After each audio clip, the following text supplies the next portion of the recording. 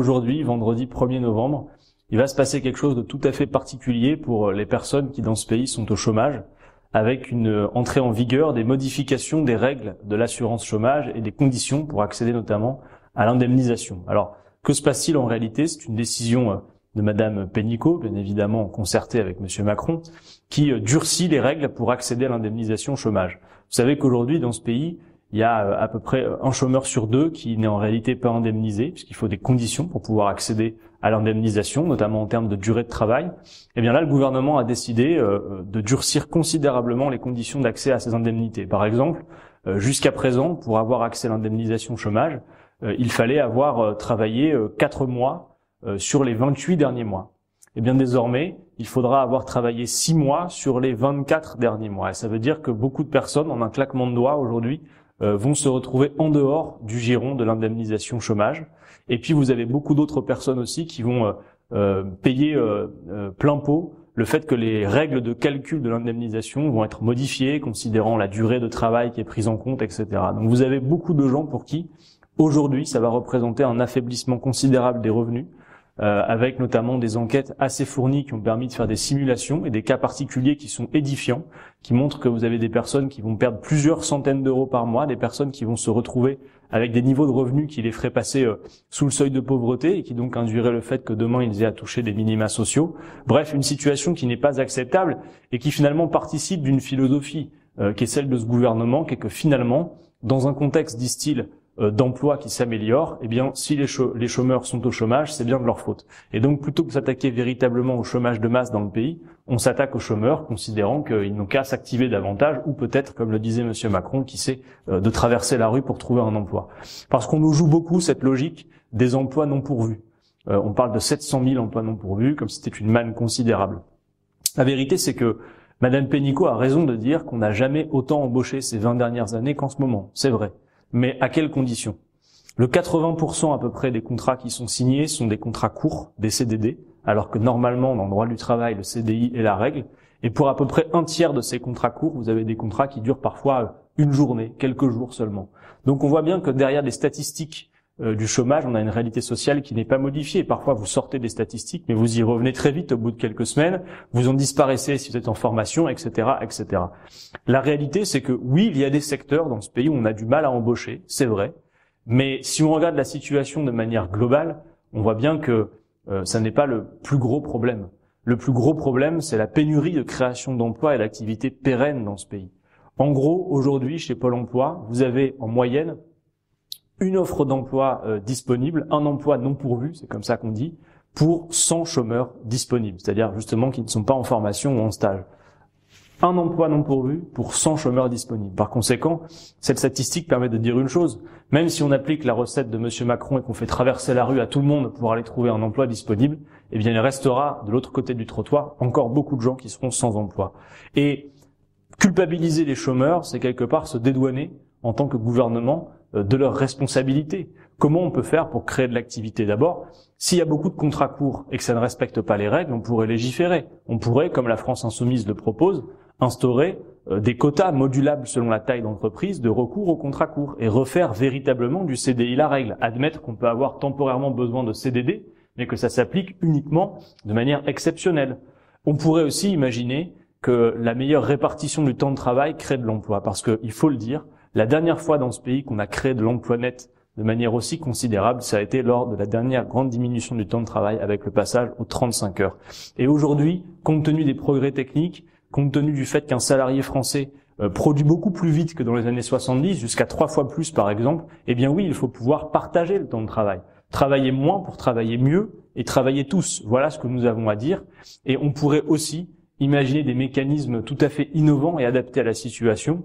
Et je pense par exemple au fait que l'État pourrait être employeur en dernier ressort si nous généralisions les mécanismes du type territoire zéro chômeur, où en gros, lorsqu'il n'y a pas d'emploi qu'un chômeur puisse trouver, eh bien on identifie des besoins et on transforme l'indemnité en contrat de travail qu'on complète en fonction des missions, des tâches effectuées, mais on peut aller vers le plein emploi. Et puis enfin, je le dis aussi, pour ce qui est de la relance de l'activité et de l'emploi, rien de tel que de prendre à bras le corps le défi climatique. Vous savez que si nous faisons la planification écologique, nous allons avoir beaucoup besoin de main-d'œuvre, d'emplois à créer pour faire la transition du modèle agricole, pour faire la transition du modèle énergétique. Bref, il y a mieux à faire, Monsieur Macron, Madame Pénicaud, que de persécuter et de poursuivre les chômeurs, comme vous le faites aujourd'hui, avec finalement l'application de cette décision honteuse de durcir les règles d'indemnisation chômeurs.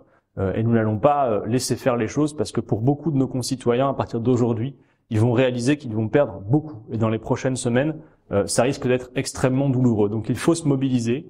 Il y a notamment des dates pour ça. Vous avez vu qu'il y a de plus en plus de mobilisations appelées notamment par les syndicats, et montrer qu'on peut faire autrement. Ça n'est pas une fatalité. Voilà ce que je voulais vous dire aujourd'hui. Merci de partager cette information, parce que tout ça est passé relativement sous les radars médiatiques. Et à bientôt. C'est une tuerie. Les gens ne voient pas encore, mais dans 15 jours ou un mois, quand il va avoir les indemnités, ils vont perdre les uns à 25%, 30%. Ça va être un massacre du point de vue des chômeurs. En gros, Macron a décidé de mettre fin à l'assurance chômage, de étatiser la prise en main du chômage et de retirer en gros 3,5 milliards aux chômeurs pour d'autres budgets. Ah, j'ai entendu qu'il faisait une guerre de l'espace. Là, il a placé 3 milliards. Alors, en chômage, il faut savoir, ça dépendait pas du tout de ceux qui payent des impôts. C'était pas des imposables. C'était une cotisation comme une assurance. Le patron mettait une part, le salarié mettait une part, et elle était équilibrée. J'insiste sur cet aspect parce que on croit qu'elle n'était pas. Mais la moitié des chômeurs déjà ne touchaient pas d'indemnité. Et ceux qui touchaient, ils auraient parfaitement pu continuer à la toucher, même en l'augmentant, parce qu'il y avait de l'argent dans les caisses. Mais alors quel but? Pourquoi urgence à réformer sur ce point les retraites? On nous dit bon c'est l'équilibre, mais là en l'espèce on a Quand tout le monde comprendra le machiavélisme de Macron pour détruire l'ensemble de la protection sociale, ce sera clair. Jusqu'à présent, les gens ont encore des doutes. Oh, il n'osera pas, il y a toujours des médecins et tout ça. Mais il tue la sécurité sociale dans son ensemble. Le chômage, les retraites, les allocations familiales, les accidents du travail. Il ne veut plus, il l'a dit, qu'il y ait de cotisation sociale. C'est-à-dire, il ne veut plus qu'il y ait de salaire brut. Hein. La cotisation n'est pas un impôt. La cotisation, c'est du salaire. La partie patronale, c'est du salaire super brut. Il veut supprimer ça, Macron. C'est contre-révolution du point de vue de notre système social que les gens ont du mal à comprendre, ils n'y croient même pas. Il ne va pas nous faire ça. Si, il va le faire. C'est-à-dire, les 504 milliards de la protection sociale de 2020, 504 milliards, ce qu'il veut, c'est les transférer dans le budget de l'État. Et une fois qu'on sont transférés dans le budget de l'État, on dira, mais à quoi ça sert? Eh ben, il n'est plus obligé de s'en servir pour la protection sociale. S'il veut décider qu'il crée 2 porte-avions nucléaires à la place de 100 hôpitaux, il le décidera. Tandis qu'avec le système actuel de budget séparé, il ne peut pas. Quand le budget est séparé, la cotisation est préaffectée, elle est affectée pour le chômage, pour la maladie, pour la retraite, ça ne sera plus le cas. Alors vous dites... Il pourra l'utiliser. Merci, Monsieur le Président. Madame la Ministre du Travail, le chômage tue. Loin d'être volontaire, le chômage est d'abord une pénurie d'emplois, aux graves conséquences sociales. Chaque année, le chômage tue 14 000 personnes en France. Le chômage, ce sont des couples qui se défont, des inégalités qui se reproduisent, des foyers qui s'appauvrissent. Et il faut aussi rappeler qu'un chômeur sur 2 n'est pas indemnisé. Vous êtes à mi-mandat et depuis le début du quinquennat, les 0,1% les plus riches ont gagné en moyenne 23 000 € de plus par an, pendant que la pauvreté atteignait un niveau record de 14,7%. Mais cela ne semble pas vous suffire. Ce matin encore, sur une grande antenne, vous avez osé dire sans vergogne que votre réforme de l'assurance chômage poursuivait l'objectif de lutter contre la précarité. Quelle honte! Quelle honte, alors que la modification des règles de calcul et d'accès à l'indemnisation va appauvrir de nombreux chômeurs et empêcher beaucoup d'autres d'accéder à l'indemnisation. Madame la Ministre, il n'y a pas de lien entre le niveau de l'indemnisation et le chômage. Sinon, comment expliquer que c'est à l'époque où l'indemnisation était au plus haut dans notre pays que le chômage était au plus bas? Vous parlez souvent des quelques centaines de milliers d'emplois non pourvus, mais oubliez de dire qu'à Pôle emploi, il y a environ 1 emploi non pourvu pour 100 chômeurs disponibles. Les chiffres, les statistiques ne parviennent pas à masquer la réalité sociale, celle d'une pénurie d'activités pérennes et d'un travail toujours plus précaire.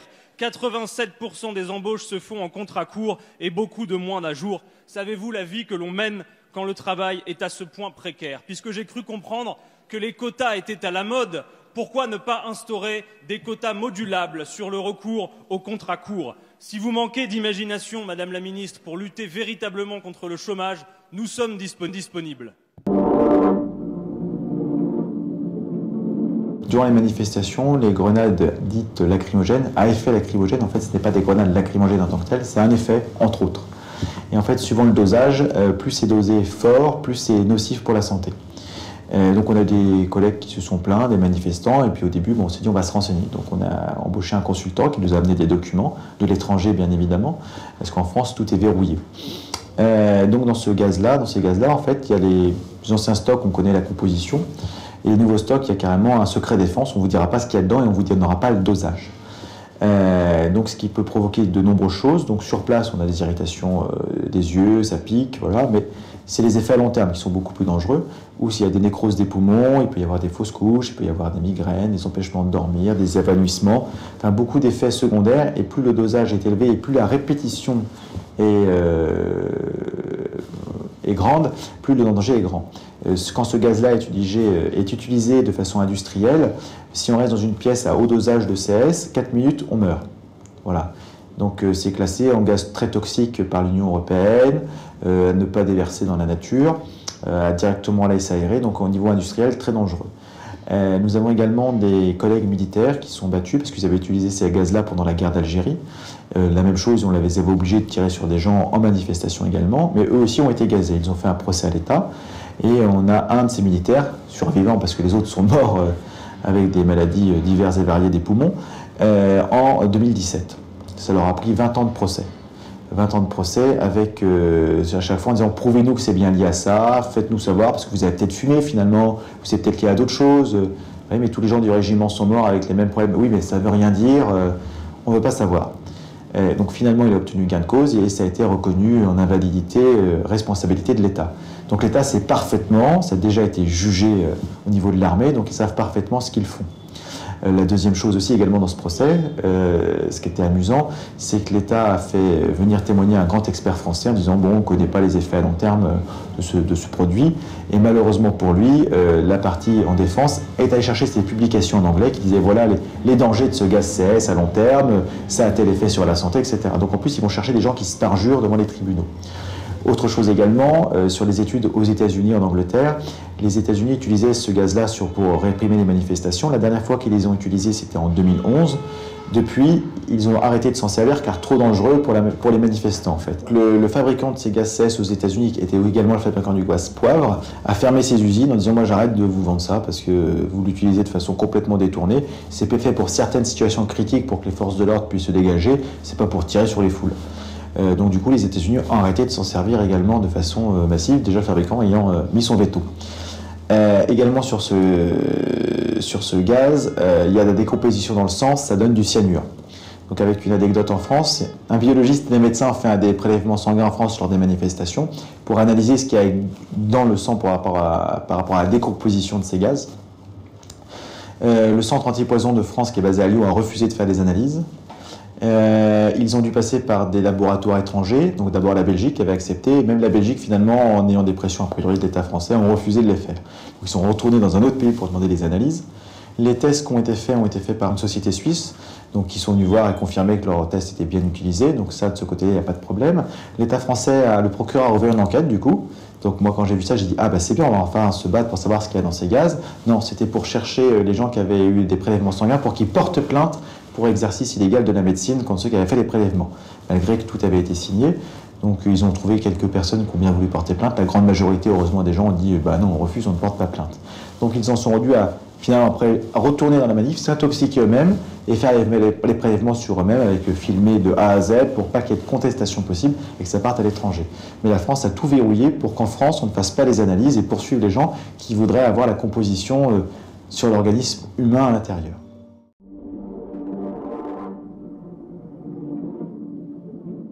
Et vous savez, la situation aujourd'hui est pire que celle qu'a connue France Télécom à ses heures les plus sombres. Et comme on est soignant, on est là pour soulager la souffrance des autres. Quand on souffre soi-même, on n'en parle pas. Vous savez, aujourd'hui, on a un vrai problème, hein. C'est qu'on a un certain nombre de collègues, infirmiers, médecins et soignants, pour tenir, ils shootent, hein. Ouais. Eh oui, et c'est ça le problème. Attendez, les conditions de travail, et qu'est-ce que nous propose nos directions? le lean management, le fonctionnement à flux tendu, passer en équipe de 12 heures. Parce que comme ça, c'est plus facile à gérer. En équipe de 12 heures, quand vous êtes 12 heures debout aux urgences, est-ce que vous êtes en capacité, les dernières heures, d'être suffisamment vigilant pour surveiller le patient? C'est catastrophique. On est face à des tueurs qui ne pensent qu'au pognon. C'est ça le problème, c'est ça qui nous met en colère. Alors, c'est peut-être de l'idéologie, mais moi, j'en ai marre de passer mon temps à l'hôpital avec mon directeur à discuter d'argent, c'est-à-dire du déficit de l'an dernier qu'on n'a pas éclusé, du déficit qu'on a cette année, du déficit qu'on va avoir l'an prochain. La sécurité des malades et la bien-traitance du personnel, il n'en a rien à foutre. Alors je vais pas. Les directeurs, ils font ce qu'il faut. Ils sont entre le marteau et l'enclume. C'est pas eux qui sont directement responsables, mais ils sont sous les contraintes qui font qu'aujourd'hui, leur problématique, c'est d'équilibrer le budget. Vous voyez, la problématique là du directeur de l'hôpital d'Aulnay, c'est pas de s'occuper que les patients soient bien traités, c'est de trouver le pognon pour aller acheter les médicaments.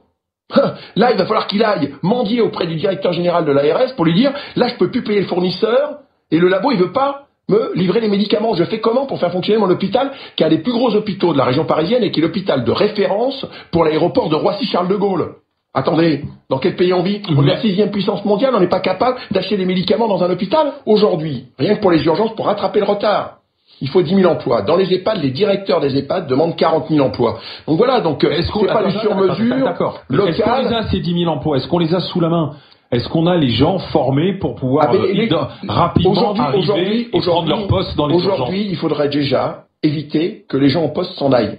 Voilà. Les difficultés qu'on rencontre aujourd'hui, c'est que comme on n'a aucune réponse pour améliorer les conditions de travail, pour être mieux rémunérés, les gens s'en vont de l'hôpital, des infirmières, des médecins. Voilà, c'est ça la réalité aujourd'hui. Infirmières, médecins, on quitte l'hôpital aujourd'hui. Aujourd'hui, à l'assistance publique hôpitaux de Paris, quand même le plus grand hôpital d'Europe, il y a 400 postes d'infirmières vacants et on trouve personne à embaucher. Et dans le même temps, Monsieur Hirsch, il a fallu qu'on mène une bataille là avec les collègues aides-soignantes. Les aides-soignantes, ça c'est la vraie promotion professionnelle, les aides-soignantes ont réussi le concours pour aller à l'école d'infirmière, et jusqu'à présent, on leur payait leurs études pendant 3 ans, et elles devaient 5 ans à l'hôpital. Vous voyez, c'est un bon contrat. Eh bien, Monsieur Hirsch, le directeur général de l'assistance publique, initialement nous a dit « Ah, j'ai pas d'argent pour leur payer leurs études. » Attendez, on marche sur la tête. Vous savez, quand on veut embaucher du personnel, quand il a fallu embaucher du personnel dans les hôpitaux français dans les années 70, on avait besoin de personnel. On a été chercher pour faire infirmière, des jeunes bretonnes, on a été chercher pour faire des aides-soignantes, des jeunes antillaises, on leur payait le voyage, on leur payait le logement, on leur payait leurs études, et on avait ensuite du personnel. Donc c'est l'incurie politique de ces dernières années, mais qui est voulue, qui met l'hôpital à l'os, et aujourd'hui on demande à ce que on ait les moyens pour que ça fonctionne. Attends une seconde, parce que là, dans votre phrase, j'ai entendu, c'est l'incurie politique qui est voulue. Oui. Pourquoi ça a été voulu? Pourquoi pourquoi volontaire? Parce que vous savez qu'aujourd'hui, les services publics doivent être réduits au minimum. On va effectivement privilégier le secteur privé qui existe déjà et vers lesquels se dirigent les patients qui effectivement peuvent se payer les dépassements d'honoraires, la chambre seule, etc. Et l'hôpital public sera réduit à sa plus simple expression. Vous savez, moi je travaille en Seine-Saint-Denis, on est déjà dans cette situation. On est 20 ans en avance sur la dégradation du système de santé. En Seine-Saint-Denis, on a un service public dégradé, il n'y a plus de médecins en ville, et heureusement qu'il reste l'hôpital qui est le médecin traitant pour la population la plus pauvre économiquement et culturellement. On est dans une société qui devient de plus en plus inégalitaire. On pense qu'au pognon, qu'au business. Alors, je ne sais pas si vous avez la dernière nouvelle en date, mais quelques jours après la journée mondiale du refus de la misère, juste après un rapport de l'INSEE qui montre que 400 000 personnes ont basculé dans la pauvreté en France en 2018, ce qui porte le chiffre de Français pauvres à 9 300 000 personnes en France, eh bien le gouvernement n'a rien trouvé de mieux à faire que de casser le thermomètre qui permet d'observer et de mesurer cette pauvreté, à savoir l'Observatoire national de la pauvreté. Cet observatoire, il était très important, il existe depuis 20 ans, il a rendu une dizaine de rapports extrêmement précis, notamment un rapport sur la pauvreté chez les enfants, et il donnait la parole non seulement à des scientifiques, à des experts, des économistes, des sociologues, mais aussi à des associations et permettait la participation des premières personnes concernées à l'évaluation, l'observation de ce que c'était que la pauvreté dans ses réalités concrètes qui n'ont fait qu'augmenter pour les Français. Le fait de ne pas pouvoir manger à sa faim, le fait de ne pas pouvoir emmener ses enfants en vacances. Autant de réalités que les députés de La République En Marche et que les ministres de M. Macron connaissent fort peu dans leur existence, et ils avaient bien besoin d'un observatoire voulait leur montrer. Ils ont décidé de faire taire cet observatoire pour mieux cacher aussi les effets concrets de leur politique. Des politiques qui en réalité, malgré la promesse de M. Macron que plus personne ne soit à la rue quand il serait président, malgré le plan pauvreté annoncé l'an dernier, ce sont des politiques qui ont exclusivement permis d'enrichir les plus riches dans le pays, qui n'ont fait qu'accroître les inégalités. Le rapport de l'INSEE le montre. Que fait le gouvernement?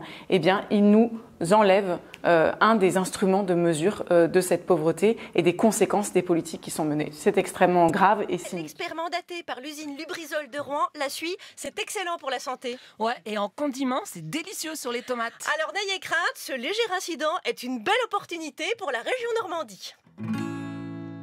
Les vaches noires, noires et noires, sur lesquelles tombe la suie. Et les cerisiers noirs, made in Normandie. Une chouette odeur d'œufs pourris, des cendres dans la prairie. C'est ça l'écologie, made in Normandie. Fumée made in Normandie, toxique made in Normandie. C'est pas ça qui a tué Chichi. Circuler, y a rien à voir. C'est le préfet qui le dit. Il a écrit noir sur noir. Formule made in Normandie. Il faut pas voir tout en noir, c'est un très bel incendie. Voici le nouvel or noir pour la région Normandie. Contre les problèmes de peau, plus besoin de dermato. Une bonne couche de suie made in Normandie. Grâce à l'usine Lubrizol, plus besoin de Biactol. Plus besoin de cure thermale à Vichy. Ça règle aussi la question. Poubelle verte, jaune ou marron, y a plus qu'une poubelle noire ici. Et voici le nouveau cidre qui comble l'appétit en formule solide aux cendres de Normandie. De nouvelles spécialités offertes par la chimie, comme le camembert fumé à la suite de Normandie. Quand il y a des nuages, on dit que le ciel s'assombrit, mais c'est un heureux présage s'ils sont made in Normandie, car c'est cousu de fil noir, c'est un nouvel essor, un formidable espoir. Ça marche aussi à l'export, en Belgique, aux Pays-Bas, pour donner aux gens de là-bas, pour donner aux gens de la suie made in Normandie. Merci Charline Vanhoenacker et Frédéric.